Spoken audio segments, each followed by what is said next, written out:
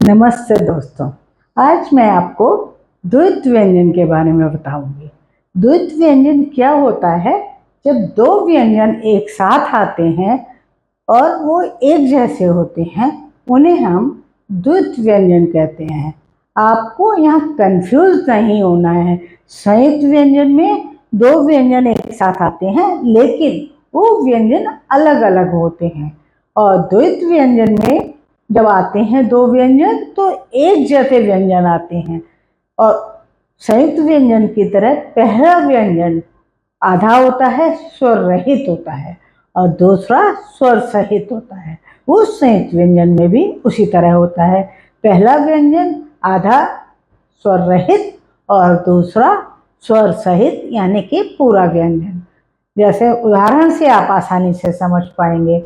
बिल्ली, बच्चा, चा दो बार आया, बिल्ली में ल दो बार आया, तो इन्हें हम द्वित्व व्यंजन कहते हैं।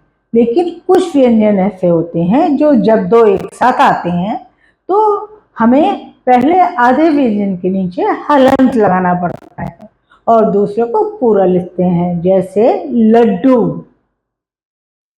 कद्दू, तो हम कद्दू में द के नीचे हलंत लगाएंगे। पहला द आधा है, दूसरा पूरा है। लड्डू में भी ड आधा है और दूसरा पूरा है। हालांकि एक के ऊपर एक भी लिख देते हैं, लेकिन सामान्य रूप से हलंत लगा कर ही लिखते हैं। अब मैं आपको द्वित्व व्यंजन के कुछ उदाहरण बताऊंगी, जिनसे कि आप आसानी से समझ पाएंगे।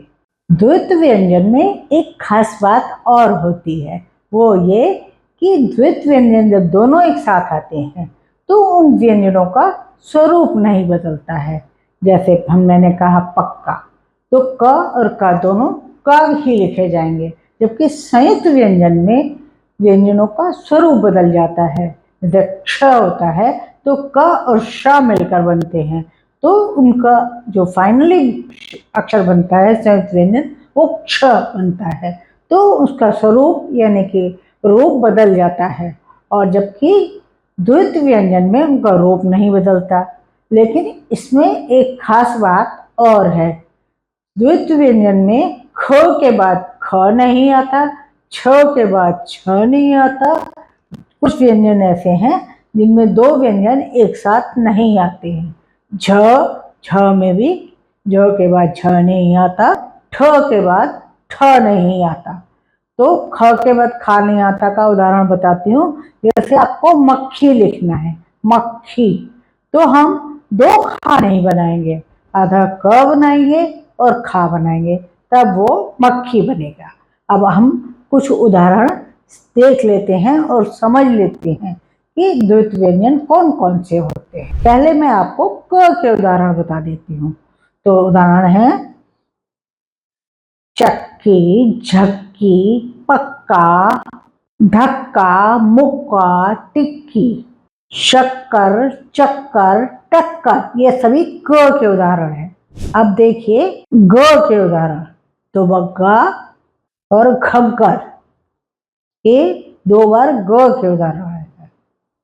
तिलबुग्गा, तो ग दो बार आता है, तो ये ग के उदाहरण हो गए।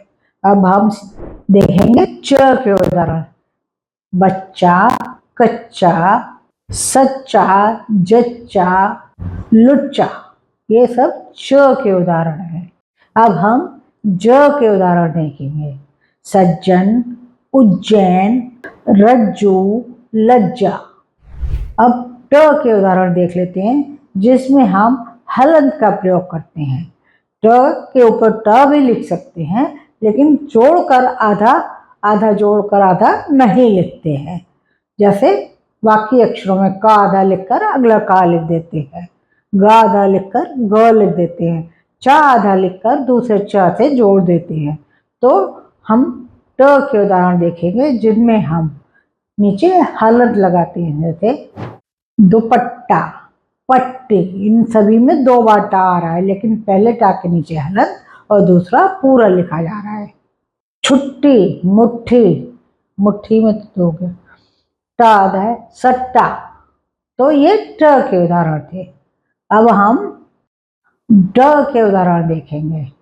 गुड्डा, गुड्डा, गुड्डी, गुड्डन ये डा के उदाहरण। लड्डू, ता के उदाहरण कुत्ता, पत्ती, सत्ता, भत्ता, ये सभी त के उदाहरण है। इसमें आधा ता दूसरे ता के साथ जोड़ दिया जाता है। आधा ता लिखते हैं और अगले ता से जोड़ देते हैं। अब हम द के उदाहरण देखेंगे। द भी हम आधा लिखते हैं, द के नीचे हलंत लगाते हैं और पूरा दा लिखते हैं दूसरा। जैसे कद्दू, रद्दी, भद्दा, ये द के उदाहरण हैं। अब ना देखिए, न में आधा ना के साथ पूरा ना जोड़ देते हैं तो ये द्वित व्यंजन का उदाहरण होता है।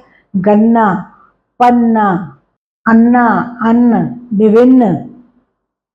न को हम एक के ऊपर एक न भी कभी कभी लिख देते हैं, वैसे आधा ना जोड़कर पूरा ना लिखते हैं। भिन्न, संपन्न, तो दो ना का उदाहरण है ये द्वित व्यंजन का। अब देखेंगे प के उदाहरण। पप्पू, गप्पू, छप्पन, पप्पी, झप्पी, ये आधा प लिखकर पूरा प लिख देते हैं तो ये द्वित व्यंजन प का उदाहरण है। अगला उदाहरण है ब का।